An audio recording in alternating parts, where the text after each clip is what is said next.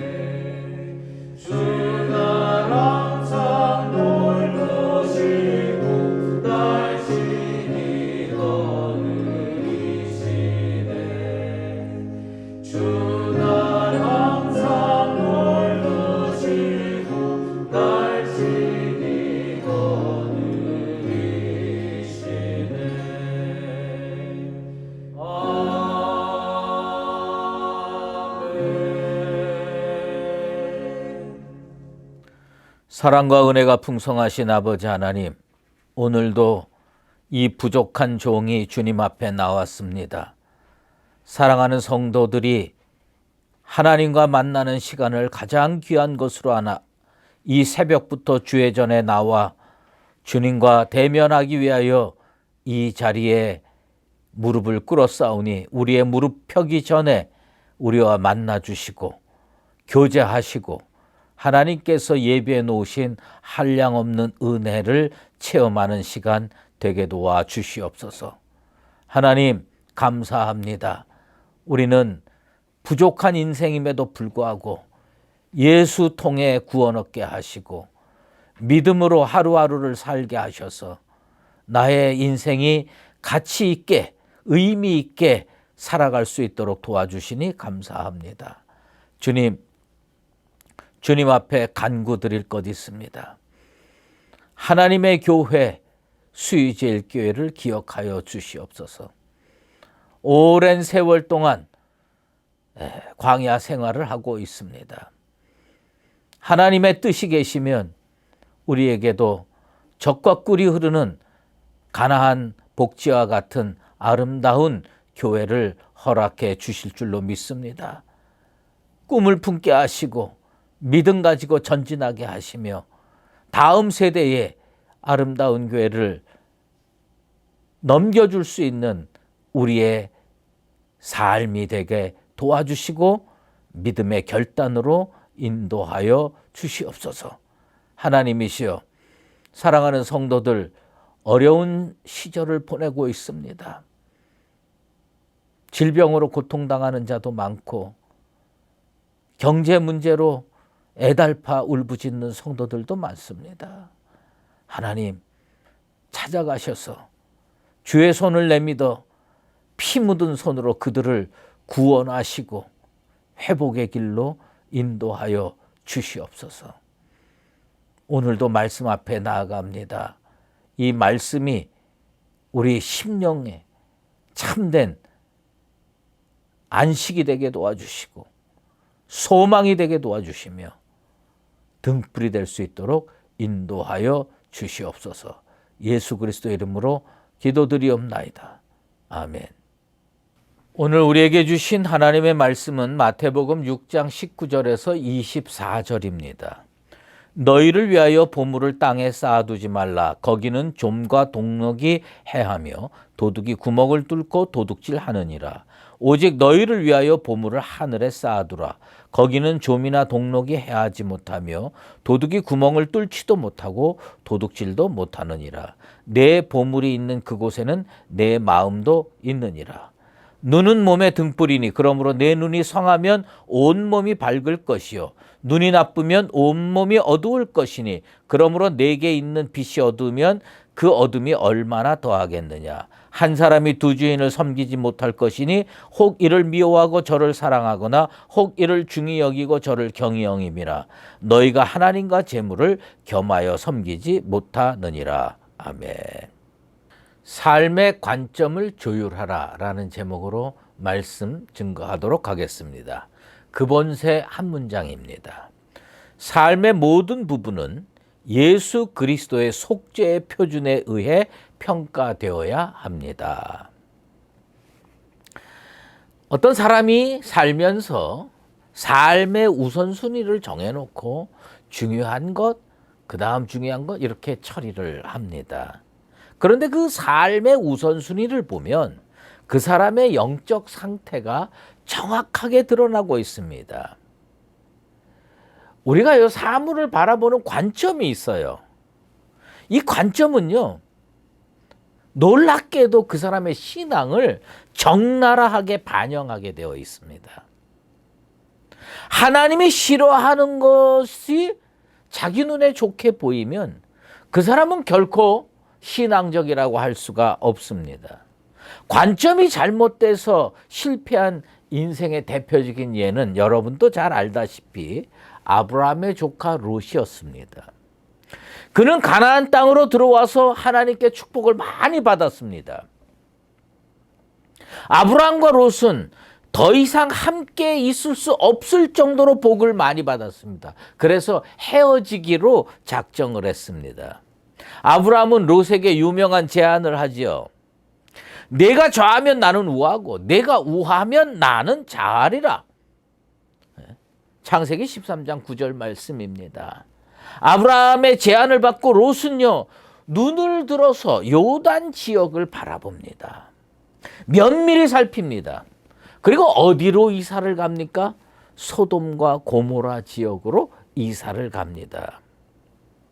우리가 잘 알다시피 소돔과 고모라는 장차 하나님의 심판, 불의 심판이 임하는 그 형편없는 땅이잖아요. 근데 왜 그는 소돔과 고모라로 이사를 갔을까요? 거기가 좋아 보였어요. 거기가 딱 마음에 들었어요.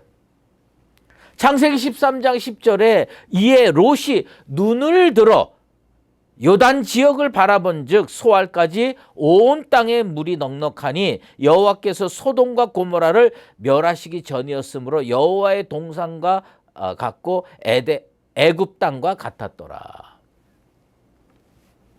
좋아 보이는데 어떡합니까? 가는 거지요. 근데 뭐가 문제냐? 관점이 문제예요. 하나님이 그 땅을 싫어하는 거예요. 그런데 롯의 눈에는 기가 막히게 좋은 땅으로 보이는 겁니다. 더욱 눈여겨봐야 될 것은 롯의 생활 태도입니다. 롯이 아브라함과 헤어진 이후에 초기에 장막 생활을 합니다. 그런데 이 장막 생활을 하는데 처음부터 소돔과 고모라로 확 들어간 게 아닙니다. 가까이 점점 더 가까이 옮겨가기 시작합니다. 롯은 그 지역의 도시들에 머물면서 장막을 한 번 옮기고 두 번 옮기고 세 번 옮기면서 결국은 소돔에 들어갑니다. 근데 소돔 사람은 여호와 앞에 악하며 큰 죄인이었더라. 창세기 13장 13절 말씀입니다. 그러다가 하나님께서 소돔을 불로 멸망시킬 그 직전에 롯은 이미 소돔에서 매우 중요한 인사가 되었습니다. 창세기 19장 1절에 보면 저녁 때에 그 두 천사가 소돔에 이르니 마침 롯이 소돔 성문에 앉아 있다가 그들을 보고 일어나 땅에 엎드려 절하며, 여러분 성문 앞에 아무나 앉아 있는 거 아닙니다. 그러니까 롯은 그 심판받기에 마땅한 땅에 중요 인사가 된 겁니다. 좋아 보여서 가까이 가고요. 가까이 가다 보니까 푹 빠져드는 겁니다. 참 놀라운 것은 아브라함과 롯에 대한 하나님의 태도입니다. 하나님께서는 관점이 잘못된 롯이 아브라함과 함께 있을 때는 별다른 조치를 취하지 않았어요. 그러다가 롯이 그 그릇된 관점을 안고 아브라함을 떠나자 하나님께서 아브라함에게 나타나십니다. 우리는 이런 걸 잘 발견을 못해요. 성경을 읽으면서도. 창세기 13장 14절에서 15절을 축복을 원하고 은혜를 원하는 사람은 여기에서 아주 중요한 신앙의 포인트를 찾아낼 수 있어야 됩니다. 롯이 아브람을 떠난 후에 여호와께서 아브람에게 이르시되 너는 눈을 들어 너 있는 곳에서 북쪽과 남쪽 그리고 동쪽과 서쪽을 바라보라. 보이는 땅을 내가 너와 내 자손에게 주리니 영원히 이르리라. 하나님께서 축복을 주셨어요. 동쪽과 서쪽 남쪽과 북쪽 다 바라보고 여기 너한테 주겠다. 그전에는 안 나타나셨어요. 아브람과 롯이 함께 있을 때는 안 나타났어요. 그런데 잘못된 관점의 소유자, 그릇된 신앙의 소유자 롯이 딱 떠나니까 하나님께서 아브라함에게 딱 나타났어요. 그리고 이 땅을 주겠다고 하나님께서 약속을 해 주셨습니다. 하나님께서 우리 수의제일교회 성도들에게 그리고 우리 수의제일교회에게 이런 믿음과 축복의 역사를 일으켜 주시게 될 줄로 믿습니다. 우리 주님께서는요, 무엇을 우리에게 가르쳤느냐. 예수님의 표준인 내 표준이 될 때 우리는 진짜 가치 있는 인생, 의미 있는 인생이 되지 않겠어요? 그러니까 우리는요, 이 관점을 조율해야 돼. 관점을 어디에다 맞춰야 되냐? 세상에다가 맞추면 롯 같은 인생이 되고요. 하나님께 맞추고 예수님께 맞추면 아브라함과 같은 인생이 됩니다. 우리 주님께서요, 오늘 19절부터 21절 말씀에 너희를 위하여 보물을 땅에 쌓아두지 말라 명령하시는 겁니다. 여러분, 이 말은 저축하지 말라는 말씀이 아니에요. 이 땅에 살면서 노후 준비하지 말라 이런 말씀 아닙니다. 오직 물질만이 최고로 여기는 배금주의를 경계하라요. 배금주의를 경계하라. 이 세상의 물질만이 최고인 줄 알고 영원한 것을 싫어하고 영원한 것을 생각하지 않는 삶, 이거 잘못된 거다. 우리에게 가르치는 거예요. 이 세상의 삶이 다하면 우리는요, 영원한 세계로 들어갈 수밖에 없어요. 천국에서 영생복락을 누리면서 살게 되거나 지옥에 떨어져 영원 형벌을 받는 삶으로 쫙 갈라지게 됩니다. 그러므로 어디에다가 여러분은 보물을 쌓아두시겠어요? 영원한 형벌을 받는 지옥에다가 보물을 쌓겠어요? 아니면 영생복락을 누리는 천국에다가 보물을 쌓아두겠습니까? 이 땅에다가 인생의 보물을 쌓아두는 것은 하나님 앞에 심판받을 때 휴지 조각에 불과합니다.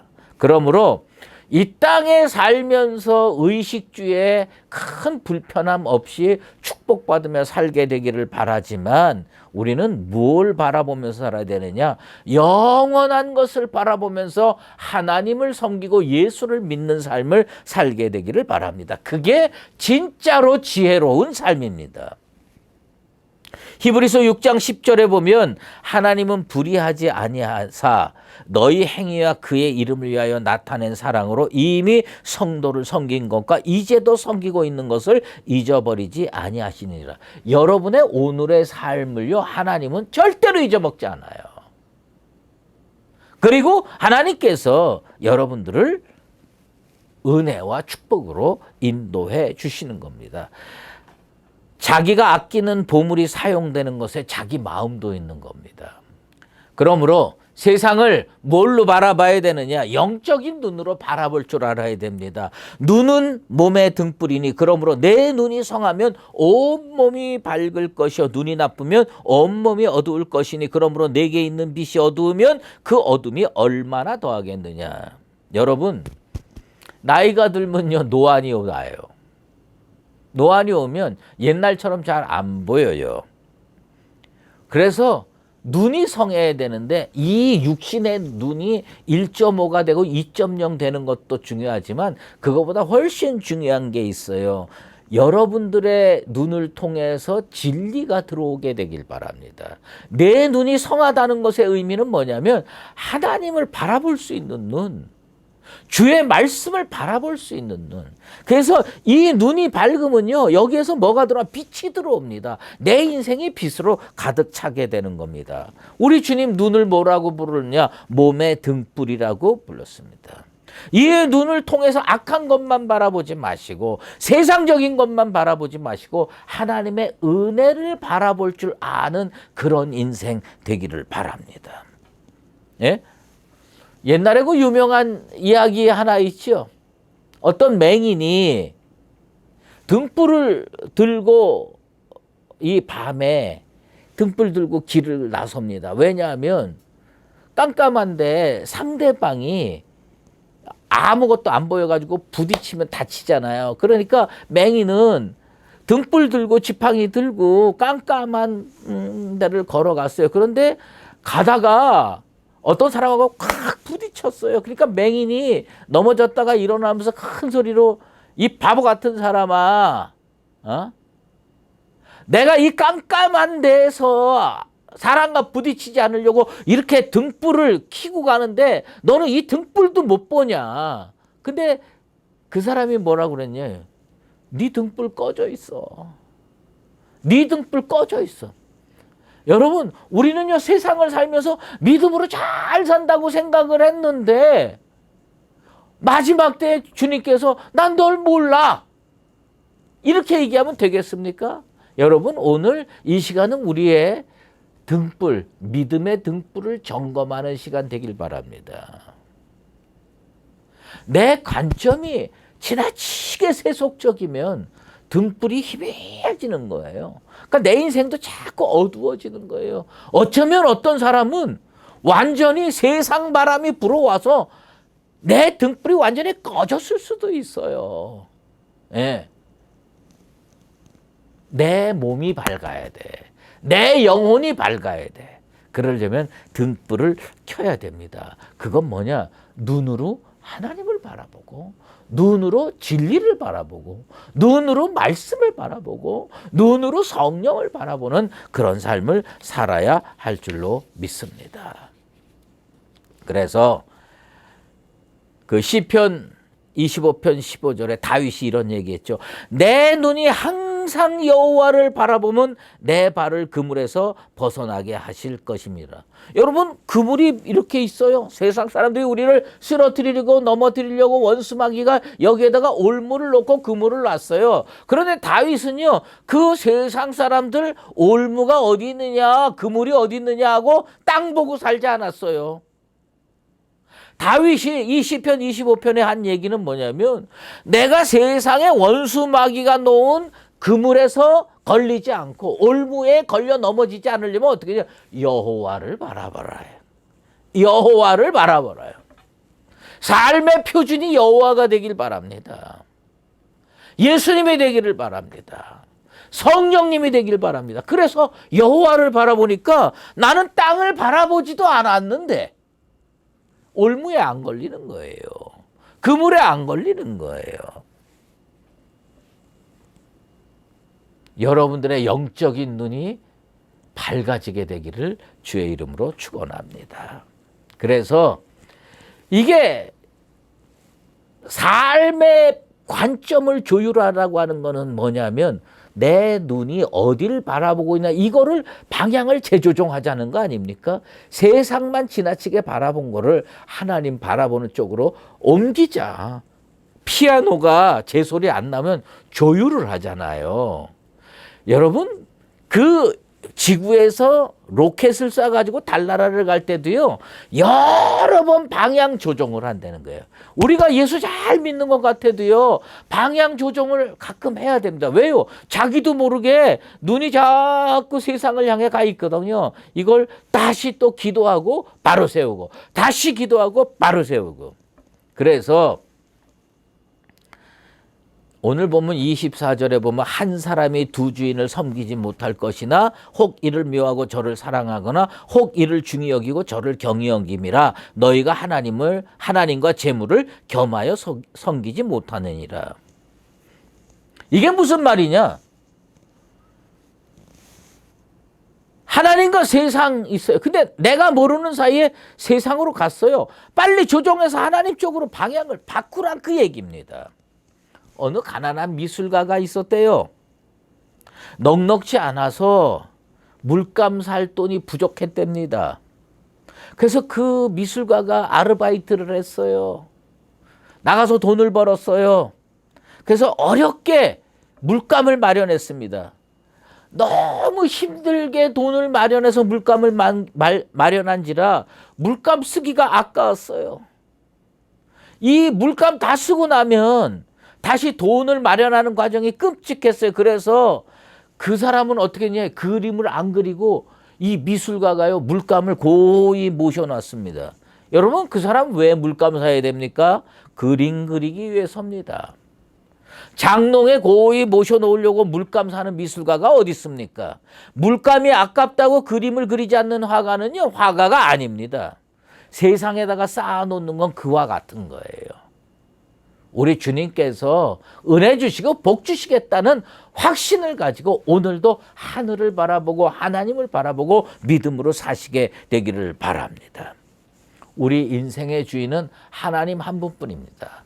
내 인생을 밝게 해줄 분은 예수님 한 분뿐입니다. 그러므로 예수님을 바라보면서 오늘의 인생을 밝게 해서 이 어둡고 험한 세상을 믿음으로 잘 걸어가는 나와 여러분 되시기를 예수 그리스도 이름으로 축원합니다.